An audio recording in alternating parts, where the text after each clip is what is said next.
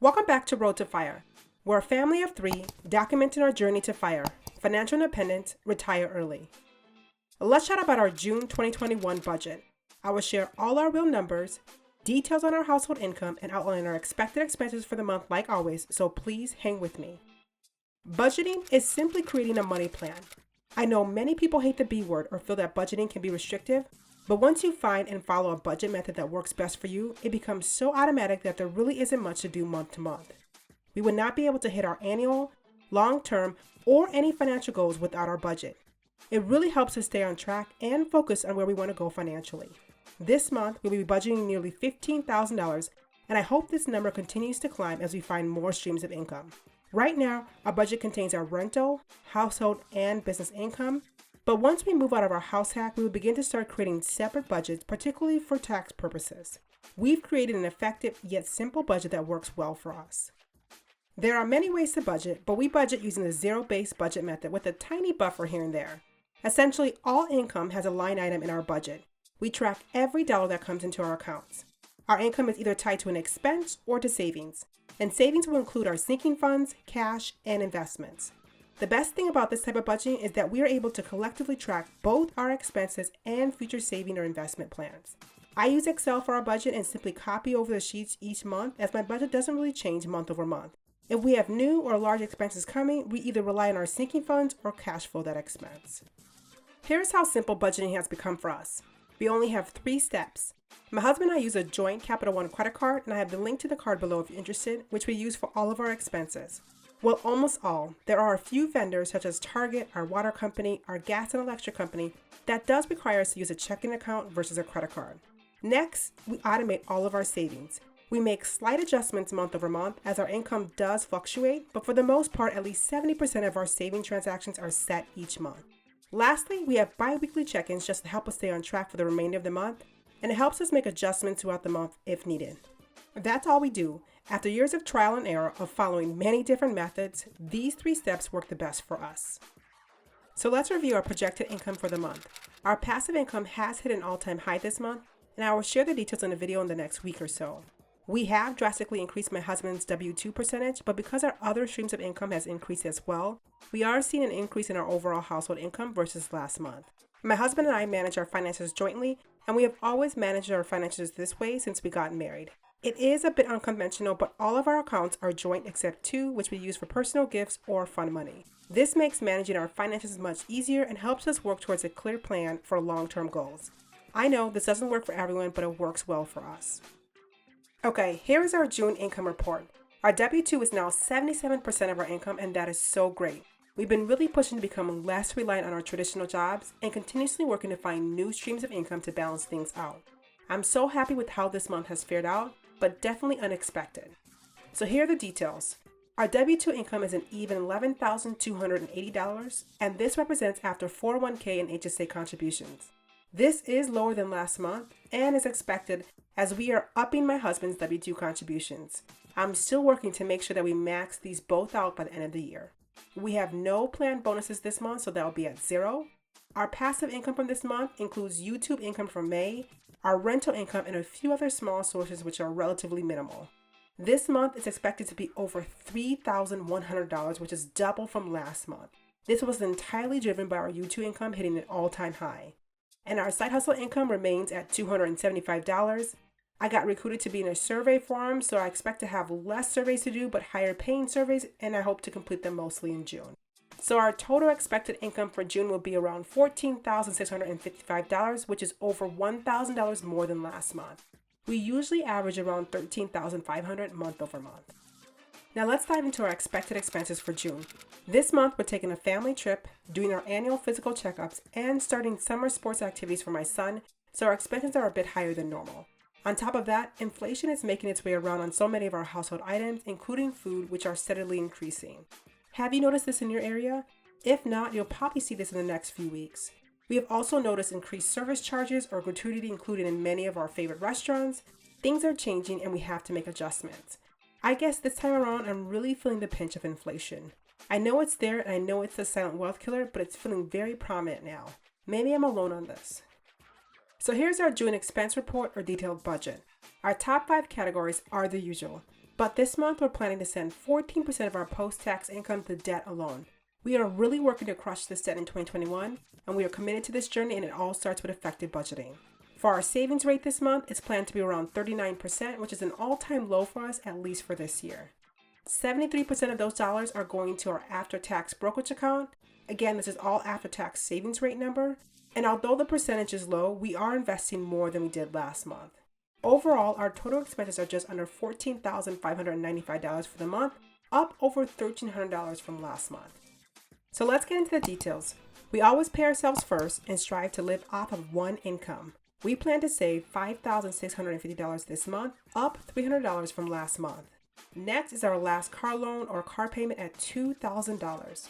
We had a very strong YouTube earnings month, and that income will help us pay off our debt. Our mortgage is the same month over month. It includes everything from taxes to PMI, and that is fixed at $1,965. We believe in tithing and giving back to others. We'll be sending $1,466 or 10% of our income to our churches and local charities within our community. Our childcare expenses are a bit higher this month as it includes summer activity fees for my son. His school has a summer camp starting next week, and there are additional fees included in his weekly tuition. We'll be spending about $1,296 this month. But it always amazes me how these top 5 expenses represent about 85% of our total income. Once we get rid of our debt and move to a cheaper home, our spread or investing/saving numbers will get even better. For travel, we're going to DC for a few days and needed to book our Airbnb as well as Metro passes to get around. We plan to spend about $700 this month and tap into some of our travel-seeking funds if needed. We always opt for Airbnbs as I love grocery shoppings in different cities as I work in the food industry, so I'm always curious to see local food trends. Our groceries have increased to $325 for this month. Keep in mind, this does not include our takeout budget. The increase is due to inflation or increased prices on our food items, as well as we are in need of a lot more spices. For some reason, all of my favorite spices are all out at once, and that is about $3 per bottle. I always get asked how we keep our grocery bills so low. There are several factors, but this one stat changed the way I shop. According to the U.S. Department of Agriculture, each day in the United States, approximately 1 pound of food per person is wasted. That equates to about 103 million tons or 81.4 billion pounds of food wasted in America since 2017, or between 30 to 40% of the food supply. And if I had to guess last month, we probably threw at about $20 to $30 of food that's spoiled. My goal each month is to waste nothing. That's what keeps our budget low. If we really need something, then I'll get in my car and go buy it. If not, we'll make do at home. So utilities have decreased due to good weather. We will be budgeting about $228 this month, and this includes our gas, electricity, heat, and phone bill. Our trash and water are billed quarterly. Car gas is up to about $210 this month as I go back to the office for 1 day a week, and things are opening back up, so we are spending our weekends more out and about. Now the restaurant line item is at $200, but I'm really trying to drop a few pounds, so I'm working to cook more at home. Definitely not easy as the weather gets better each day, but I'm hoping to really stick to this budget. Household items include toiletries, cleaning supplies, hand soap, light bulbs, or anything else we need for the home. We are low on a lot of our cleaning items, so we will make a Target run this month, and I budgeted $130, which should be more than enough. Entertainment includes our Netflix subscription and fun money for my husband and I to spend on anything we want. I usually get books, and my husband usually doesn't spend anything, but maybe he might get a couple of things this month. So for business expenses this month, it usually stays around $20 for my 2 subscriptions, but it is up to about $80 total to include my husband's hosting fees as well. I expect a small medical fee for our checkups this month, or I'm just adding it in as a safety net. We are on an HSA with a high deductible, so you just never know. My husband unfortunately had to leave CrossFit as he could never make the workouts in time due to his job schedule. He does hope to find a new gym, and we have budgeted $75 for that membership this month. We have $50 allocated for apparel, probably to get 1 or 2 tops for myself for our trip. And my sister's birthday is this month, so I did budget a little bit for her gift, but I'll probably go over as I see there are a couple of things I want to get at Ulta. But right now I have $25 budgeted for her. So overall expenses for June will be around $14,595. Again, a tiny buffer for this month, but that's what makes budgeting exciting. So I'm really confident with what we have so far. So here's our 2021 after-tax savings rate tracker. We have a target to be over 50% for this year. But this is the one financial metric that I don't really stress about, as I am more focused on the actual number versus the percentage, but I track this metric anyways. So in Q1, we had a pretty strong savings rate at just over 50%, and Q2 is looking to be just under 44%, but we'll see how June fares out. To start Q2, in April, we ended the month with a 45.9% savings rate, and in May, we ended up with a higher than planned saving rate at about 46% due to having more side hustle income than expected. June, though, is a big drop, as we are sending more money to debt than to savings. We'll be just around 39%. If things go as planned, our year-to-date savings rate will be just under 47%, after tax, of course, but our annual unofficial goal does seem tangible. Okay, here are my personal financial goals for June. Last month, I hit 2 of my 4 goals. I was able to hit our savings rate and side hustle income goal for May. I did read 2 books last month, but I couldn't finish The Intelligent Investor as it was a bit dense for me. So for this month, I'm stretching myself on the business side. The first goal is to make over $500 in YouTube revenue. This is out of my hand as the algorithm controls my growth, but I will keep pushing out the best content I can. Number 2 is to find 2 partnerships. I am beginning to get more tractions from companies, and I'm hoping to work with companies that fit my brand overall. Goal number 3 is to have $100 in online sales, and this is a mix of reselling items online through Offera and my husband's dropshipping-esque company, so I hope we'll be able to hit this goal collectively. And the last goal is to get our savings rate over 40%. This would mean we'll need to come under in our expenses to hit this goal, which is possible. I love monthly goals as it is a great way to take larger goals and break them down into smaller, more tangible steps. I'm excited to crush these goals in June. Now is the time to review your 2021 financial goals. We are just about halfway through the year, and it's a great time to check in on those annual goals you made way back in January. We check our goals monthly and review them deeply quarterly, but the June review will be very important.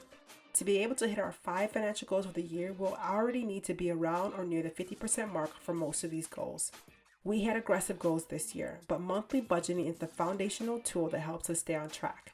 I might be alone on this, but I love budgeting just because of this reason.